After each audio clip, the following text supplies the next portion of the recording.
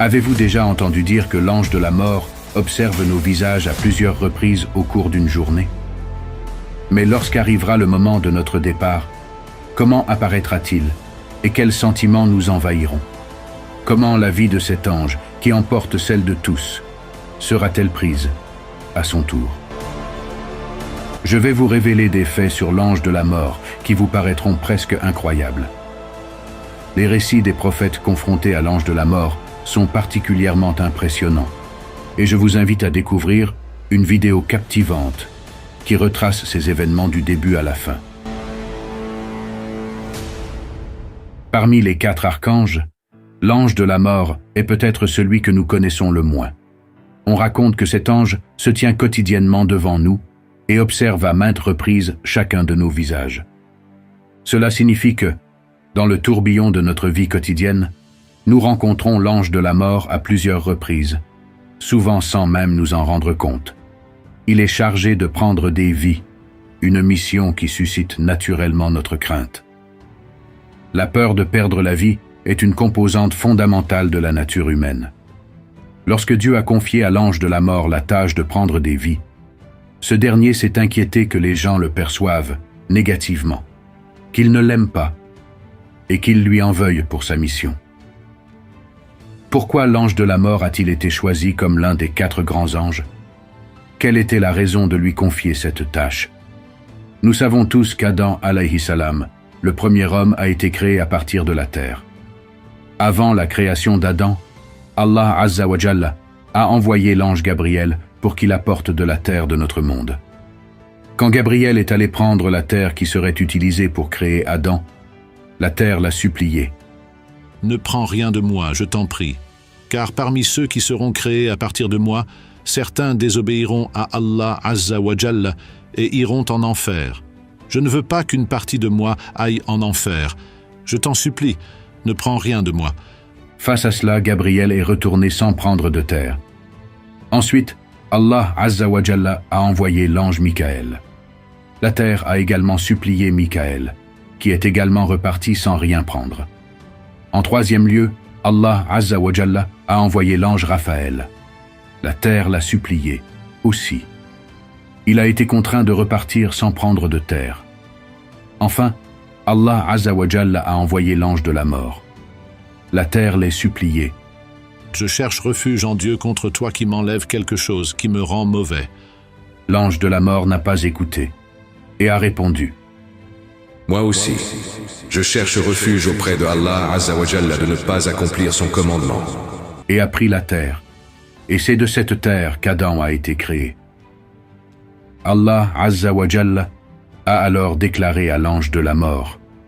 Ô ange de la mort, puisque tu as apporté la terre à partir de laquelle Adam a été créé, je te confie également la tâche de prendre la vie des descendants d'Adam. L'ange de la mort a alors répondu. Ô mon Seigneur, tous les humains me deviendront hostiles. Ils me détesteront. Allah Azza wa Jalla lui a répondu. Ne t'inquiète pas, ange de la mort. Je créerai diverses maladies et accidents. Les gens mourront de ces causes. Bien que ce soit toi qui prendras leur vie, ils ne penseront pas à toi. Ils diront qu'ils sont morts de telle maladie, dans tel accident, et personne ne te blâmera. En réalité, les maladies, les accidents ou autres calamités nous frappent, et lorsque notre heure vient, l'ange de la mort exécute sa tâche en prenant notre vie sans que personne ne lui en tienne grief. Les événements que nous traversons nous font parfois oublier l'ange de la mort. En réalité, la mission de l'ange de la mort est divine et noble. Il est essentiel de comprendre que la mort n'est pas une fin, mais un moyen de compléter notre mission dans ce monde éphémère pour rejoindre le royaume éternel, où nous retrouverons nos proches perdus. Se défaire des défis et des fardeaux de cette vie et accomplir notre mission de manière juste nous conduit vers une paix éternelle auprès de Dieu. Vue sous cet angle, la tâche de l'ange de la mort apparaît comme une véritable bénédiction. Cependant, en tant qu'êtres humains, nous venons au monde en pleurant, et nous le quittons en laissant derrière nous des larmes. Reconnaître que cela n'est pas une fin et que résister à ce processus n'est pas approprié rendrait notre perspective plus sereine. Curieux de savoir ce qui se passe quand notre temps est écoulé et que l'ange de la mort vient pour nous. Un exemple éloquent est la rencontre entre le prophète Muhammad sallallahu alayhi wa sallam lors de son ascension miraculeuse et l'ange de la mort, comme le raconte l'ange de la mort lui-même. Lorsque l'archange Gabriel a guidé le prophète Muhammad sallallahu alayhi wa sallam lors de son ascension, celui-ci a rencontré l'ange de la mort et a demandé à Gabriel qui il était. Gabriel a expliqué que c'était l'ange de la mort, qui, tout comme les gardiens de l'enfer, ne sourit jamais. Il lui a ensuite suggéré de s'approcher et de saluer l'ange de la mort. Après l'avoir salué et fait connaissance, le prophète a eu une conversation avec lui et lui a demandé si c'était là sa demeure. L'ange de la mort a confirmé. Oui, depuis que mon Seigneur m'a créé, je suis ici, et je resterai ici jusqu'au jour du jugement dernier. Notre prophète s'est interrogé auprès de l'ange de la mort sur la manière dont il parvenait à retirer les âmes tout en demeurant à sa station. Le Tout-Puissant lui a confié cette station, tout en lui octroyant le commandement de 5000 anges. Quand le moment d'une personne arrive sur terre et que sa subsistance s'épuise, j'envoie alors 40 anges vers elle. Ces anges encerclent d'abord l'individu. Ils s'infiltrent ensuite dans ses nerfs, ses veines et plusieurs parties de son corps pour envelopper son âme totalement. Ils commencent alors à extraire l'âme capturée à partir des extrémités des doigts. Après avoir remonté l'âme jusqu'au coude, ils laissent le corps sans vie seul pendant environ 1 heure. 1 heure après, ils tirent l'âme jusqu'au nombril de l'individu et la laissent ainsi pendant 1 heure supplémentaire. Ensuite, nous remontons l'âme jusqu'à la gorge. De là, il est facile d'extraire l'âme du corps. Lorsque l'âme est retirée, les yeux de la personne deviennent vitreux, comme l'expliquait l'ange de la mort. Le prophète a ensuite demandé à l'ange de la mort comment il savait que le temps alloué à un serviteur était écoulé, signifiant que sa fin était proche. Chaque personne dispose de 2 portes dans le ciel, l'une par laquelle descend sa subsistance et l'autre par laquelle montent ses actions. Voyez-vous cet arbre à gauche? Chaque feuille porte le nom d'une personne. Lorsqu'une personne approche de son terme, sa feuille commence à jaunir et tombe devant la porte de sa subsistance. C'est ainsi que je sais qu'elle va mourir. Au cours de cette conversation, le prophète ne percevait pas l'ange de la mort dans sa forme véritable et lui demanda de révéler son apparence réelle. Suite à cette requête, le prophète vit l'ange de la mort comme s'il tenait le monde entre 2 doigts. La grandeur de cette vision fit presque sortir son cœur de sa poitrine. C'est ainsi que l'on décrit le dialogue entre notre prophète et l'ange de la mort lors de l'ascension miraculeuse. Néanmoins, cette rencontre n'était pas leur dernière. Environ 10 ans plus tard, l'ange de la mort revint pour emporter l'âme de notre prophète bien-aimé. Le dialogue qui eut lieu entre notre prophète et l'ange de la mort au moment de sa mort fut également rempli de significations profondes. Tous ses compagnons, ainsi que sa fille et sa femme, étaient réunis chez lui. Notre prophète, fatigué et affaibli, vit venir à lui l'ange de la mort, envoyé par Allah pour accomplir sa mission. Déguisé en bédouin, l'ange de la mort frappa à la porte du prophète, mais ne fut pas reconnu initialement, ce qui l'empêcha d'entrer. Une fois reconnu comme l'ange de la mort, notre prophète demanda à ses compagnons de le laisser seul avec l'ange de la mort qui était apparu sous l'apparence d'un bédouin, et l'invita à entrer. L'ange de la mort entra et s'adressa au prophète. « Ô messager d'Allah, je t'apporte les salutations d'Allah le Tout-Puissant. Si tu le permets, je suis venu pour reprendre ce qui m'a été confié. » Notamment, l'ange de la mort a laissé au prophète la décision de laisser partir ou non son âme, selon l'autorité que Allah Azza wa Jalla lui avait également donnée. Apprenant que son heure était venue, le prophète Muhammad sallallahu alayhi wa sallam, que la paix soit sur lui, fut quelque peu mélancolique, son esprit occupé par l'inquiétude pour sa communauté. Pendant que cela se discutait, l'ange Gabriel était présent, et notre prophète chercha à obtenir son avis. Gabriel rassura le prophète sur l'avenir de sa communauté. Après avoir appris que Allah Azza wa Jalla pardonnerait à ceux de sa communauté qui ne lui attribuaient aucun associé, notre prophète se sentit apaisé.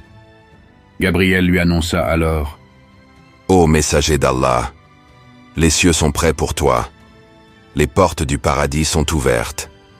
Les anges et tous attendent ton arrivée. » Et notre prophète bien-aimé dit à l'ange de la mort : « Prends ce que tu es venu chercher. » Avez-vous déjà entendu parler des visites de l'ange de la mort aux autres prophètes et de ce qui leur est arrivé ? Les histoires entourant chaque prophète sont fascinantes. Poursuivons avec le prophète Idriss, que la paix soit sur lui. Sa conversation était si agréable que même les anges venaient l'écouter. Un jour, même l'ange de la mort vint l'écouter et rencontra alors le prophète Idriss. Cependant, le prophète Idriss fit une demande inhabituelle à l'ange de la mort. Il lui demanda de prendre son âme, puis de la lui rendre, car il était très curieux de ressentir ce que cela faisait. Après avoir obtenu la permission, l'ange de la mort accepta la demande du prophète Idriss et sépara son âme de son corps. Ce fut une expérience très étrange pour le prophète Idriss. Mais il avait encore quelques demandes. Il souhaitait également visiter le paradis et l'enfer. Ses souhaits furent également exaucés.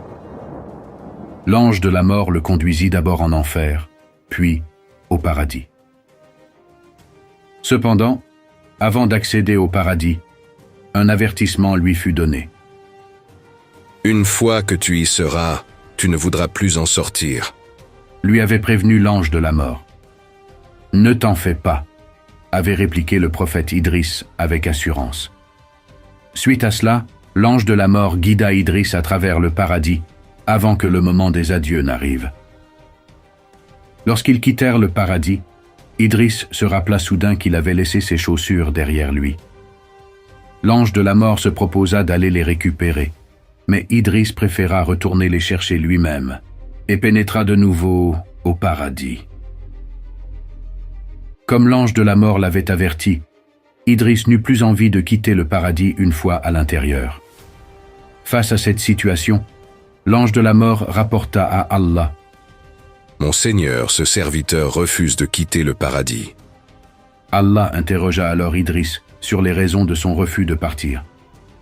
Idriss expliqua : « Ô Allah, tout être vivant doit expérimenter la mort, ce que j'ai déjà fait. De même, chacun doit entrer au moins une fois en enfer, ce que j'ai également accompli. Mais une fois qu'une personne entre au paradis, elle ne souhaite plus jamais en sortir. Moi, maintenant que j'y suis, je désire y rester. » Allah accéda à la demande d'Idriss, faisant de lui une personne qui a atteint le paradis sans passer par la mort véritable. Un autre épisode impliquant l'ange de la mort concerne le prophète Sulayman. Un jour, un homme arriva en courant et paniqué chez le prophète Sulayman, implorant son aide. Sulayman lui demanda ce qui le troublait tant. L'homme raconta que l'ange de la mort lui était apparu plus tôt dans la journée, le regardant d'une manière qui lui semblait menaçante, puis s'était éloigné précipitamment. « Je suis convaincu qu'il est venu pour prendre ma vie, » conclut l'homme. Sulayman alayhi salam lui demanda alors ce qu'il souhaitait qu'il fasse. L'homme terrifié répondit : « Ô Sulayman, toi qui as pouvoir sur les montagnes, les pierres, les animaux, la pluie et le vent, tu pourrais, si tu le désirais, faire souffler un vent qui m'emporterait loin jusqu'en Inde, où l'ange de la mort ne pourrait pas me trouver. » Même en sachant que cela ne résoudrait rien, Sulayman exauça le vœu de l'homme et commanda à un puissant vent de l'emporter jusqu'en Inde. Le soir venu, alors qu'une foule entourait Sulayman, l'ange de la mort se trouvait aussi parmi eux. Voyant l'ange de la mort, Sulayman lui parla. « Ô ange de la mort, un homme m'a fait une requête aujourd'hui. Il semble que tu lui sois apparu et l'aies regardé de manière menaçante. » L'ange de la mort répondit : « Je ne l'ai pas regardé avec hostilité, mais avec étonnement. » Surpris, Sulayman demanda pourquoi. L'ange de la mort expliqua : Lorsque je l'ai vu ici à Jérusalem, j'ai été étonné car j'étais censé prendre son âme ce soir, alors qu'il serait en Inde. Comment aurais-je pu imaginer le rencontrer en Inde quelques heures plus tard, alors qu'il était ici ? Une autre histoire concernant l'ange de la mort provient d'un hadith authentique relatant la rencontre entre le prophète Moïse et l'ange de la mort. Lorsqu'on entend ce hadith pour la première fois, on peut être surpris de sa véracité. Je vais vous parler des interprétations des érudits islamiques à ce sujet. L'ange de la mort fut envoyé pour prendre l'âme de Moïse. À son arrivée, Moïse frappa l'ange de la mort, lui faisant perdre un œil. L'ange de la mort retourna alors vers son Seigneur et dit : « Tu m'as envoyé vers un serviteur qui refuse de mourir. » Allah lui rendit son œil. Est-il possible, se demande-t-on, qu'un prophète puisse s'opposer ainsi à un ange envoyé par Allah Azza wa Jalla ? Les érudits islamiques ont abordé cet événement sous différents angles. Selon certaines interprétations, l'ange de la mort aurait pris l'apparence d'un homme, ce qui aurait pu initialement tromper Moïse sur son identité. Comme lorsque l'ange de la mort, déguisé en bédouin, n'avait pas été immédiatement reconnu à la porte du prophète Muhammad sallallahu alayhi wa sallam. Après une seconde tentative, notre prophète entendit sa voix et comprit qui il était. Ainsi, certains érudits islamiques expliquent de cette manière l'événement entre le prophète Moïse et l'ange de la mort rapporté dans ce hadith authentique. Une autre opinion est que l'ange venu à Moïse était l'un des assistants de l'ange de la mort. C'est-à-dire qu'il n'était pas sous sa véritable forme. Si vous le souhaitez, vous pouvez faire vos propres recherches pour explorer d'autres opinions sur ce sujet. Êtes-vous curieux de savoir comment la vie de l'ange de la mort, l'ange chargé de prendre la vie de tous, sera prise? La vie de l'ange de la mort sera prise par Allah Azza wa Jalla lui-même. Un jour viendra où l'ange de la mort aura pris la vie de tous les êtres vivants. À ce stade, il ne restera plus qu'Allah et l'ange de la mort. Il n'y aura plus personne d'autre. Allah dira alors à l'ange de la mort : « Ô ange de la mort, qui reste-t-il parmi ceux que j'ai créés ? Tu as fait goûter la mort à mes messagers, à mes prophètes, à mes serviteurs. Tous, sauf moi, sont destinés à disparaître. Maintenant c'est ton tour. Place ta main droite sous ta joue droite. Couche-toi entre le paradis et l'enfer, et rends ton âme, ordonne-t-il. » L'ange de la mort, obéissant au commandement d'Allah, perd sa vie à cet endroit. Il ne reste alors que Allah, qui proclame à haute voix : « Je suis le Tout-Puissant. Où sont vos rois maintenant ? Où sont vos dirigeants tyranniques ?» Aucun son ne se fait entendre. Puis Allah Azza wa Jalla ressuscite l'ange Israfil pour qu'il souffle dans la trompe une seconde fois, car le jour du jugement est arrivé. Pour nous tous, et pour ceux que nous voyons dans les nouvelles tous les jours, ceux qui commettent des actes criminels, contre les animaux, les enfants, les femmes, pour ceux dont nous entendons constamment qu'ils ont ôté la vie des femmes. Aviez-vous peur de l'ange de la mort ? N'ayez pas peur de lui, car au moins ses intentions sont claires.